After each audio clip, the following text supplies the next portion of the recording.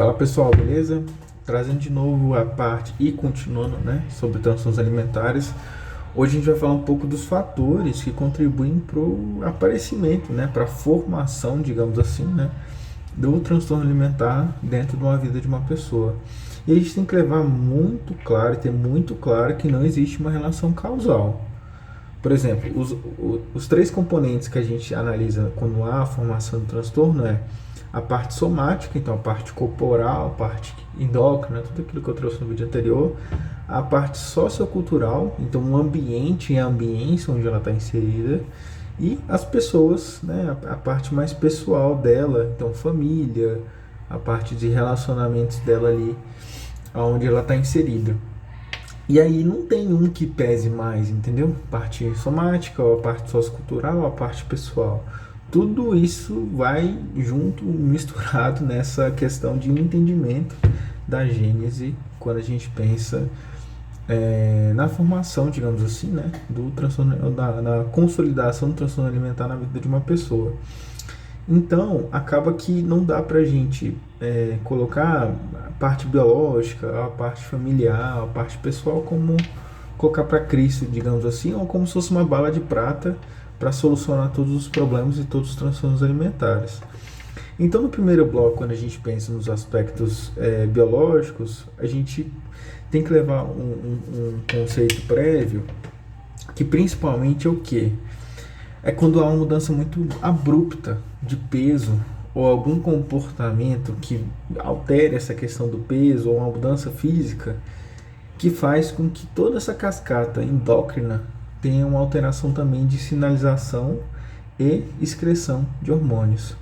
Porque isso acaba que, dependendo do humor da pessoa regulado a partir dos hormônios, podem fazer com que ela tenha alguns certos gatilhos, né, de fome e saciedade. E tudo isso antecede, então são os antecedentes dentro do âmbito biológico para a gente entender essa questão da formação do transtorno alimentar. Então, qualquer aparecimento, qualquer recorrência, por exemplo, já teve no passado, por exemplo, um histórico de obesidade. Provavelmente isso seja uma característica onde tem que ser ressaltada, porque a pessoa já atingiu esse patamar de obesidade, por exemplo, ou um sobrepeso, né, bem elevado, um IMC alto, né? Eu acho que assim fica mais fácil para exemplificar. Nisso, o corpo dela já sabe como é chegar lá. Então, como se fosse tivesse uma rota, né? Como se fosse uma freeway, né? Uma via expressa rápida que sabe o caminho como chegar até lá. E tem a via de, por exemplo, da manutenção do peso. E aí a pessoa com receio de voltar para essa freeway acaba alimentando essa outra via para manutenção do peso, um peso mais baixo, só que de formas muito irregulares e muito disfuncionais, né? E acaba que por essa de querer evitar essa via, acaba tendo uma certa inflexibilidade, uma certa rigorosidade dentro dos comportamentos que fazem com que ela mantenha nessa nova rota. E aí podendo gerar mudanças abruptas de peso, mudanças abruptas físicas e mudanças, consequentemente, no âmbito endócrino, que isso de fato pode ser um dos fatores que contribuem para essa consolidação, para a formação, né, digamos assim, do transtorno alimentar. E aí quando a gente pensa nos fatores socioculturais, existem esses padrões, né, estéticos, onde se a pessoa não tem uma maturidade, pessoal, de entender que o corpo é dela e ela compara ela com ela mesma, ela é o próprio fator de comparação, isso faz com que possa gerar a distorção de autoimagem que a gente já comentou anteriormente, né? Então, por exemplo, está consumindo Instagram, está consumindo TikTok, está consumindo todas essas redes sociais aonde tem uma grande exposição de outras pessoas. E ali, ela colocando, por exemplo, como modelação, uma atriz, algum famoso, onde tenha uma barriga chapada ou que reforce comportamentos atitudes que levem a um possível transtorno, não que essas atitudes, como eu falei, não existe causalidade, mas existe como se fosse mini gatilhos que reforcem a esse caminho de uma má relação, né, com a alimentação e toda essa parte física, corporal, né, ambiental e social. E aí essa influência de consumir esse tipo de conteúdo é uma forma de trazer padrões, né? Ah, quero ser que nem ela. Como é que eu posso ser mais parecido com ela? O que eu posso fazer para ser parecido com ela? Muitas das vezes é a questão do corpo, né? É parte estética. E aí isso gera essa distorção de imagem que quando a gente pode perceber quando está uma distorção muito mais clara, mas às vezes é uma questão mais sutil no dia a dia. Rolando no Instagram ali, nossa, olha como é que ela tá magra, eu sou gorda. São ciclos de pensamentos pequenos que esses alimentos pequenos, alimentados diariamente, no futuro se transformam em ações. Ações de quê? Talvez métodos purgativos, jejum de forma intensa,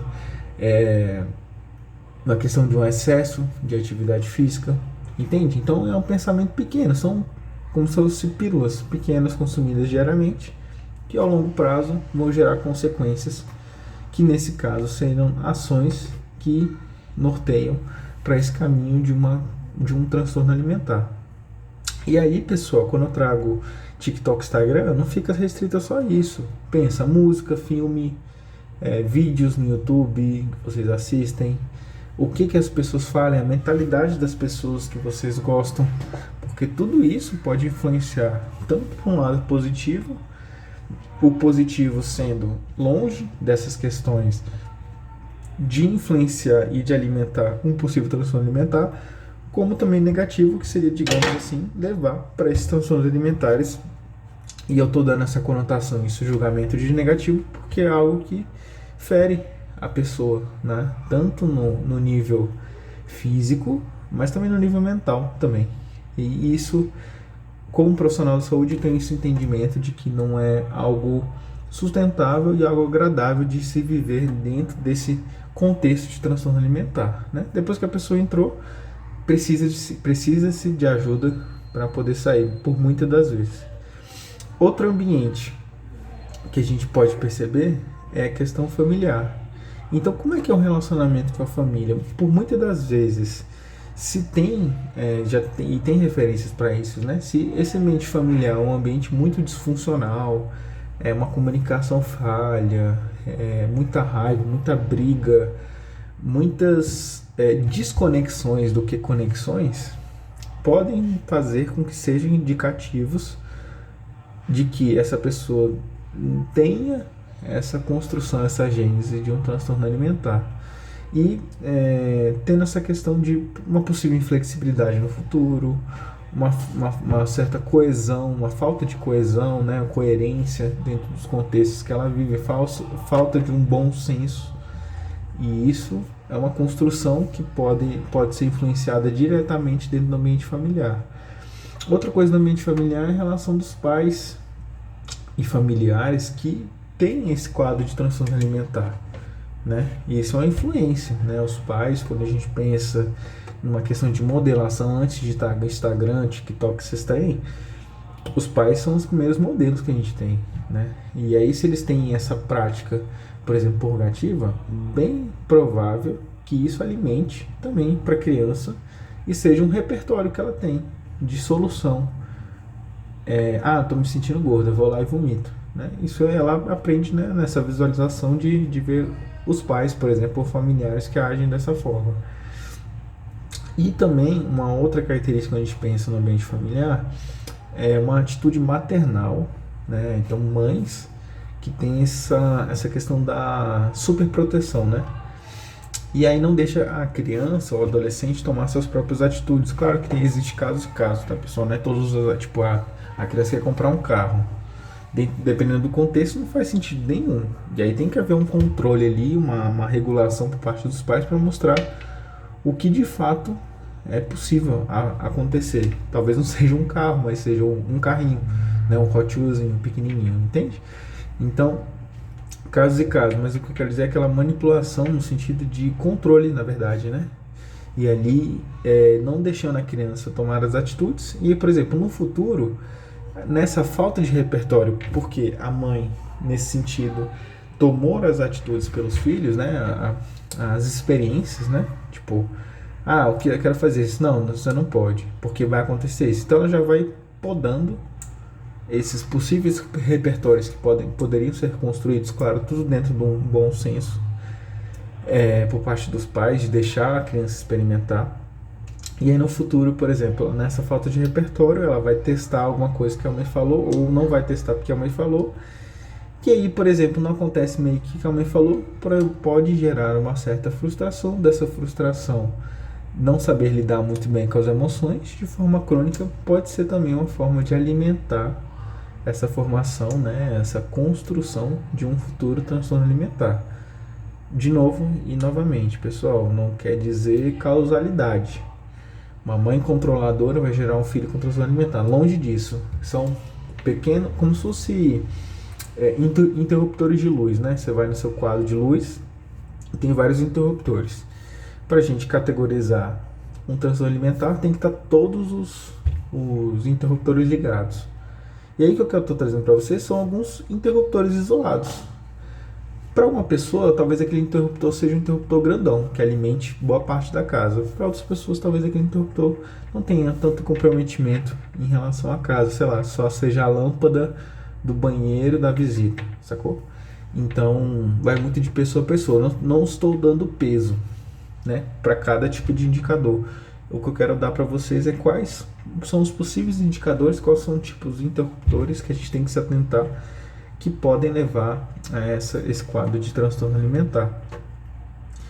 E nos aspectos pessoais, então, essa questão mais intrínseca da pessoa, tem muita questão dessa autoimagem, né? Esse autoconceito, esse autojulgamento, né? Que acaba sendo muito distorcido. Falta de habilidade social, então lidar com as situações, e por muitas das vezes vem uma certa inflexibilidade, né? E uma certa falta do senso de entender como lidar com as situações difíceis, né? Falta desse repertório. Não tem estratégias para enfrentamento adequada para essas situações difíceis, então acontece essas situações, a pessoa já não tem habilidade, e ali nisso ela tem um repertório fraco, né, para utilizar para enfrentar essas situações difíceis, visto que a habilidade social é uma habilidade muito boa para ajudar a lidar com essas situações e dar uma certa flexibilidade para a pessoa comportamental, para ela conseguir entender de fato o que está acontecendo. A presença repetida de comportamentos restritos em relação à alimentação, uso e abuso de dietas mirabolantes, dietas de gaveta, dietas à lua, dieta do ponto. Não que essas dietas sejam utilizadas e sejam categorizadas como dietas de transtorno alimentar, mas o que eu quero dizer, a conotação que eu quero dizer são dietas totalmente restritivas, sem muito fundamento com o contexto onde ela está inserida. Por exemplo, ver uma headline de uma notícia e nisso está dizendo lá que aquela dieta perde 10 quilos. Ela não vai porque a dieta faz sentido com o estilo de vida dela, ela vai, lembra que eu falei no vídeo anterior, ela vai muito em relação ao cujo objetivo principal é a perda de peso, entende? E aí é isso que seria essas dietas sem o sentido do contexto com a realidade dela de fato, só simplesmente esse contexto do emagrecimento.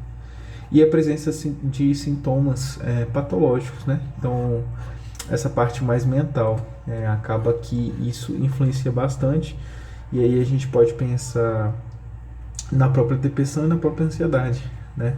Então, angústia também, estar presente de ambientes onde pessoas estão comendo alimentos altamente calóricos, isso pode ser sintomas psicopatológicos e que talvez no futuro, isso sendo com um crivo de um psiquiatra, às vezes até medicação para conseguir lidar melhor com aquela situação, porque já vem pensamentos, sentimentos, emoções muito fortes que ela acaba que ela não consegue lidar muito bem, e a medicação por muitas das vezes pode ser bem-vinda. Claro que, novamente, Não quer dizer que seja causa e efeito. A pessoa está no ambiente, ela está se sentindo desconfortável porque as pessoas estão comendo, sei lá, uma pizza de chocolate e ela tem um entendimento de chocolate engorda e ela se sente muito mal e sai correndo.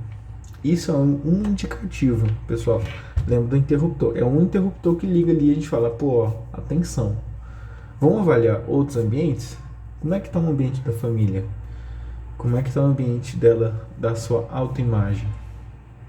Como é que está o ambiente somático do corpo? Então, exames bioquímicos, né?